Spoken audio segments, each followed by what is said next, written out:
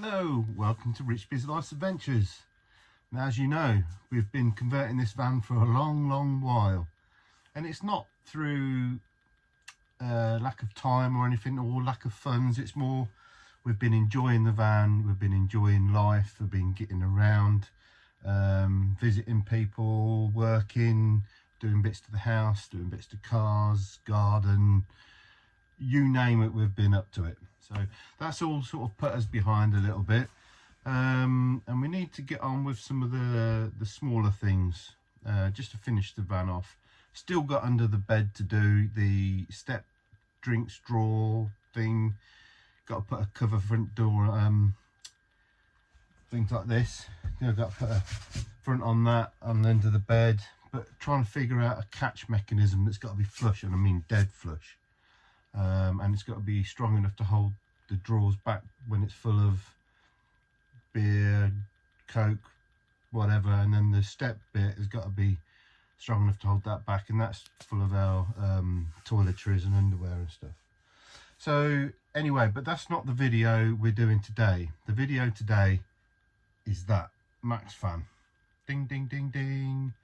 Now we put the video in, I keep doing that, what's that about? Anyway, we put the MAXXFANs in, hoping to get the shades at a later date, and we never really had. We always had something more important to spend our money on, either on the van or the house or going away or whatever, and we made do with things like this, and we've made them out of various different materials. This one was nice and lightweight, and you just shoved it up in place like that. But as you can see, it doesn't really block any light out, which is fine for the winter because it gets dark so early and it doesn't get light again until gone 8 o'clock in the morning. However, in the summertime it's a pain in the backside because sun comes in there at about 3 in the morning, and if you wake up once, that's it, you're awake for the rest of the night. So we've been and bought some MAXXFAN shades. Got a good deal, £40 plus delivery, so £45, and they normally retail for £80. It's brand new in a box, got all the instructions and so on. So he isn't getting no more in stock. This was an end of line they just wanted to get rid of. I don't know whether MAXXFAN are going to be changing their design or what, I don't know, but anyway, he wasn't getting any more in, so that's that. So we're going to set about fitting this, and we're going to concentrate on the one above the bed first. Obvious reasons, we don't want to be kept awake when it gets light. Obviously we're going to do the one in the front half of the van as well, because we've got two MAXXAIR vans. But in case we don't get it done, we'll do the important one first. So let's get cracking and see how we get on. Never fitted one of these before. You're going to learn with me. I'm going to make mistakes and you're going to know not to make the same mistake. So let's get going. Okay, so because this has got wiring on, you've got to be able to thread the wiring through. So you've got to put a small hole in this corner for the wire to come through, and then try and line that up with a hole in the corner of this. Now you've got to work out as well where you want this switch, what orientation, and what orientation you want these side lights. Now that also makes relevance to which way round you want this to pull. Do you want it back to front, front to back, left to right, right to left? So it all makes a difference of which orientation you will want it on. So ideally, I'd like that switch on the bedside, so we can just reach up and push the switch if we want to. Although I am going to wire it in so there's a switch both front of the van and back of the van for when we're in bed. But you know what I mean. And then I'd like this blind to go left to right. So I've got to work out the orientation which is going to be best suited for me. to do that. See, that's how I'd like it. Yeah, I think that'll be best, like that. That'll put the lights side to side then. But I think it'd look better like that, because then the lights would line up with them lights. Because they go that way at that point. That way at that point. I don't know. I'm going to have a look on YouTube quickly and see how other people put theirs. Whether it makes a difference. Let's have a look. Okay, so I've had a look around and nearly everybody fits it that way round with the lights going side to side, which means that you pull the screen side to side. Doesn't really matter whether it goes left to right or right to left. But I think I'd rather have it so that the lights go parallel with these lights. I know I'll rarely have them on at the same time, but I just think it'll look a bit neater, and that means that the screen is going to go front to back or back to front, if you know what I mean. It all fits the same way either way, so it doesn't really matter a great deal. Yeah, and what I'm going to do, you're meant to put a hole in the corner where the wires come out of, which in this case, try and do it so you can see. So in this case, it's the opposite side to the switch. This is the switch here, and it's the opposite corner. So that's the switch, and it's this corner, not this corner. So that'll work it out right to where the wires are in the van as well. I mean, there is enough length there that if you want to go round, you can do. I'm overcomplicating this, but I'm just trying to explain my process of thought of how I would like it. Now, that means the wires have to go through this fitting bezel in this corner. So you have to put a hole in this bezel and in the bezel that's in there. You have to fit both of them because you've got this return here that hides all your cut of insulation and roofing and so on. Going to remove the bezel around here.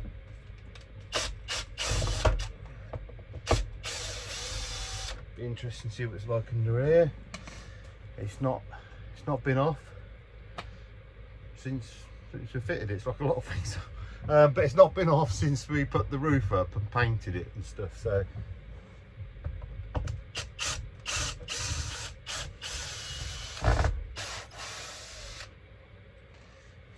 okay, right.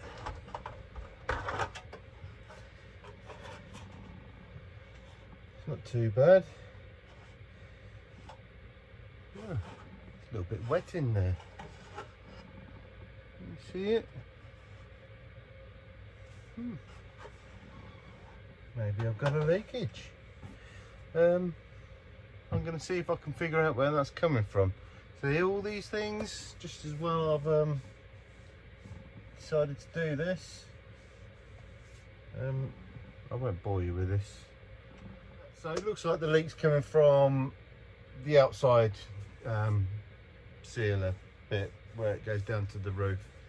So there's not a lot I can do from the inside here anyway, and I'm not going up there. It's Monday evening.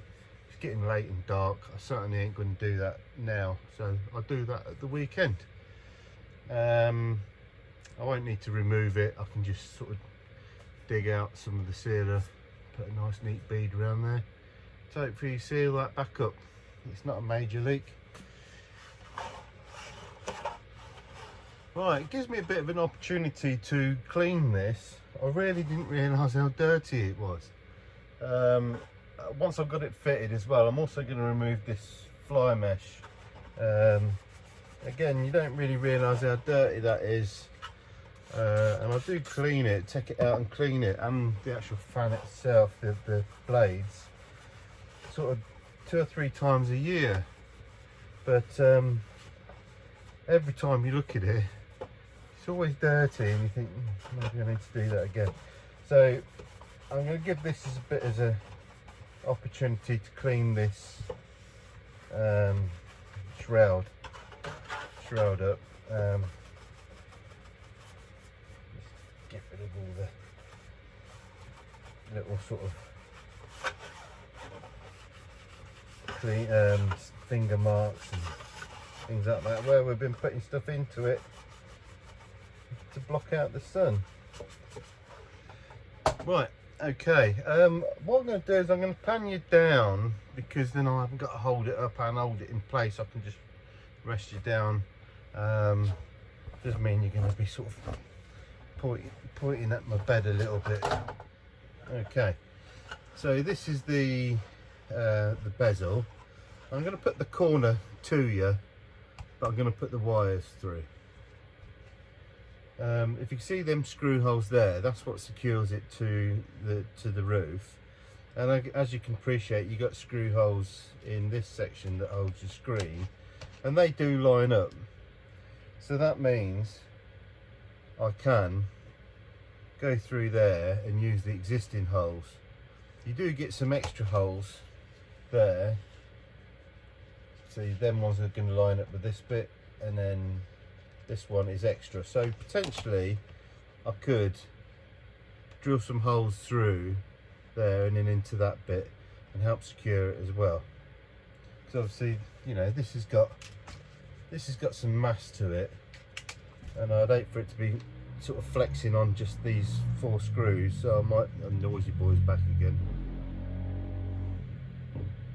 That'll line up there, and then so that's the corner.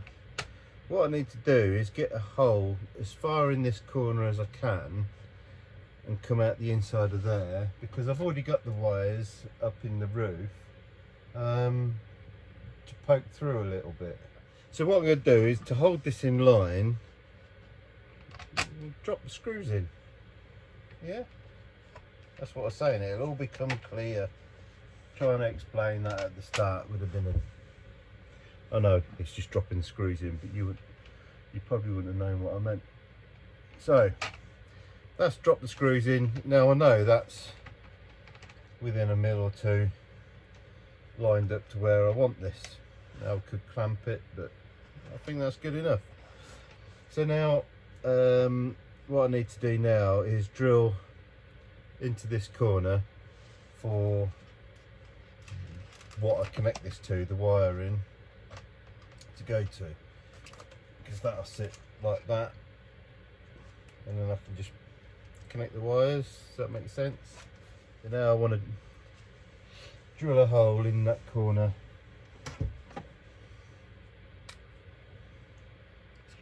Obviously I can't go as close to this edge because it will miss this one, so I need to sort of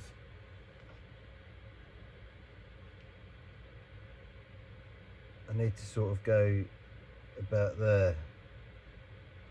You get me? Right, now I'm gonna drill that. I won't drill it on my bed because Debbie will go mad. So I'll get that drilled and see you in a minute. Okay, there you go. So I've got the hole drilled now. So now I can set about putting the bezels back up and poking the wires through, and going from there. And I've just got to solder the wires together and then get power to the other end of the wires. So I'll just pan you up and you'll see what I'm doing.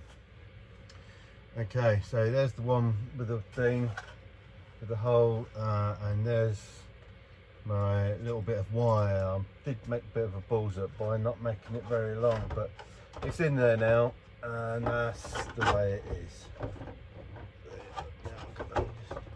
That's it, that's that one. That's that back up there.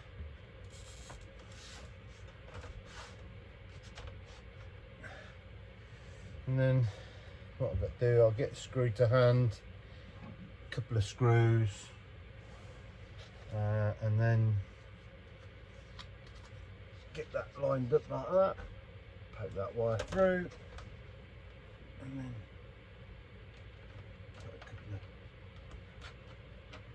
couple of screws there then. Right, let's just buzz these up a little bit.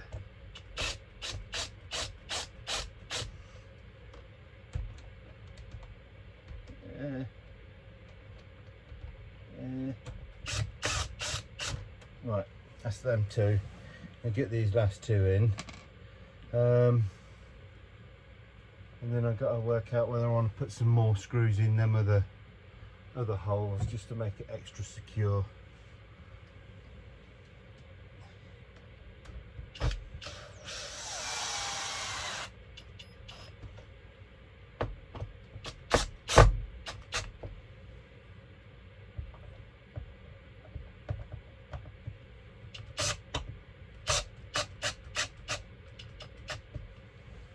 Okay, right, so do I want to put more screws in, or is that going to be strong enough?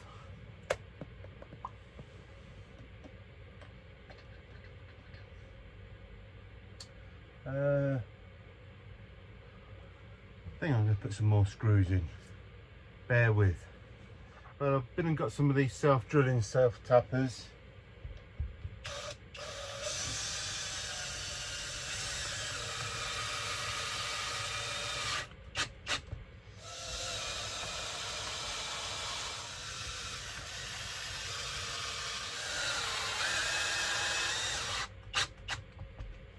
Right, I'm very happy with that. That's nice and secure.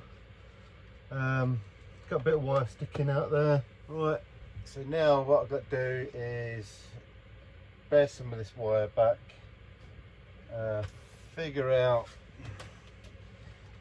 which of these is positive and which of it's negative, because it's white and black, and I can't remember what it was on the fan because it was 4 years ago or more. I'm going to figure this out. I don't know if it says in the instructions. Let's have a look. It looks like a lot of instructions, but it's only actually a page and a half, 2.5 pages, sorry. Okay, I don't know if this is going to pick up, but it looks like the white wire is the power. Yeah. Okay, so here's the two wires. I've cut them down. I didn't need them so long. I've pre-threaded some heat shrink over the ends, and I've bared off the ends and twisted them up. And what I've done is I've bared off the ends of the wires in the roof, twisted them up, and then what I'm going to do now is tin them. And tinning basically means that you just float solder onto them. And then what I can do, because I've got to hold this up and solder the wires together, I can just hold this wire next to it, buzz it, you know, with some heat, and what it'll do is it'll solder them two wires together, rather than me. I don't like twisting them and then soldering them. I like to twist these, if you know what I mean. I don't like twisting these two wires together and then soldering them. I like to twist them individually and then solder them together, not these two, but represented in the roof. So let's have a look with this soldering iron. My cordless soldering iron is packed up for some reason. It won't even accept a charge. So, get some solder on that, plenty of solder.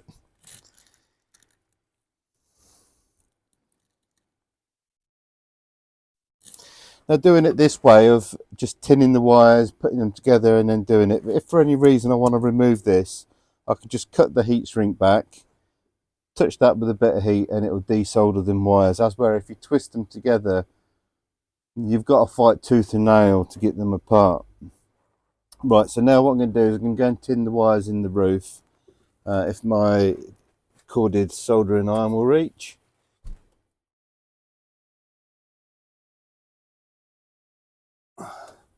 I've just got to remember, put that on the bed so it catches any solder that drips. I've got to remember it's black to red, white to black. It's a good job I put that there, isn't it?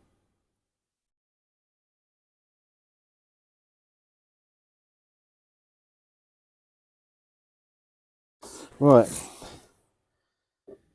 Okay. This is the hard bit now because the wires are short, but I didn't want the wires too long, and then I've got to try and tuck the wires up out of the way. Right, so what is it? Black to red, black to red, black to red, Richard. I know I'm going to do this wrong. Black to red.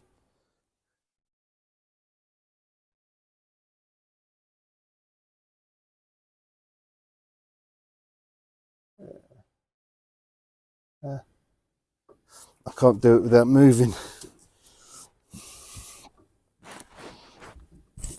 Oh, wiggly jiggly.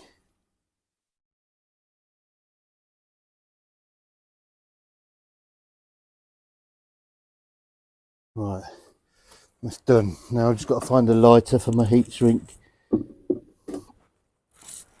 Okay, so now they're soldered, I can slide my heat shrink up into place. And heat shrink is a tube of varying different sizes, so you get the right size for what you need. And normally when you buy heat shrink, it'll tell you how big it is down to how big it is. It gives you that tolerance. And then once you've cut a section just enough to cover the solder and a little bit more to seal it, you then slide it in place, add a heat source, whether it be heat gun. Sometimes a hairdryer can do it, but it'll be a bit slow. Sometimes you can use your soldering iron. I like to just use a lighter. So that's up in place. I can then shrink that down.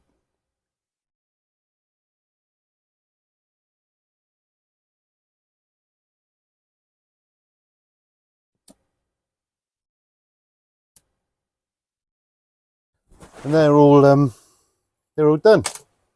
I'll just bring you up, get close up, and there you go. So there's the two wires, black to red, soldered and heat shrunk, white to black, soldered and heat shrunk.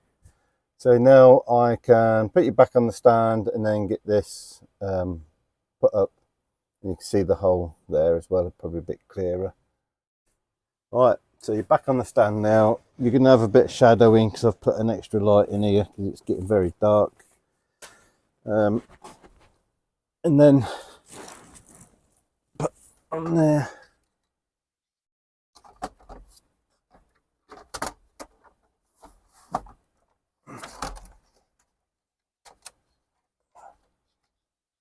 This, I always, any video you see of anyone fitting these, this is the bit they struggle with. Getting the wire up there and then putting it in place.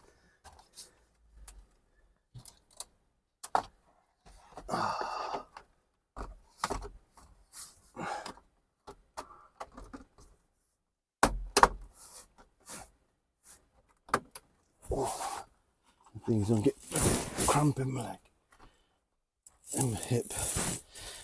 All right.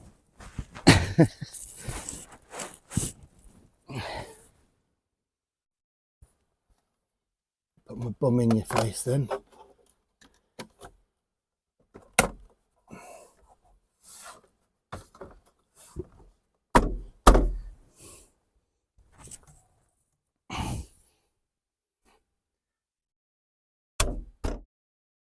Okay, once you've got them sort of started, you can then give it a good old tappy tap. Yeah, and then when it comes to hooking this over and releasing it, don't just pull it, because there's just tiny little bits of plastic that go over like a peg. Do you know what I mean? And each time you do it, you're splaying them open a bit. So what you want to do is sort of push the screen up and hook it on. You know what I mean? So when you release it, lift it up, and same when you put it back, lift it up and then drop it onto the pegs. You can just see the pegs. It just makes for a nice neat finish. Okay, so what I need to do now is hook up the wiring on the other end, and then this one's good to go.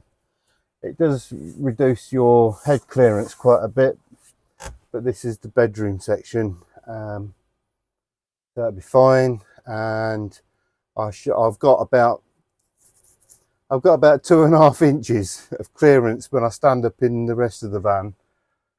So I think my head's pretty much going to be touching. I think I'll bang my head from time to time in the living room section. Okay, and that's the lights on. That's the lights off. That's the lights on. I don't really like this, but I think from what I've seen, everybody complains about that. It's almost like it wants a gasket going around there or something that you can push on the edge. So MAXXFAN, if you are watching this, bit of feedback. Here's a rubber gasket that will seal up tight to the roof, just to stop that bleed out of light. I mean, I won't stop it from there, but that's not their problem.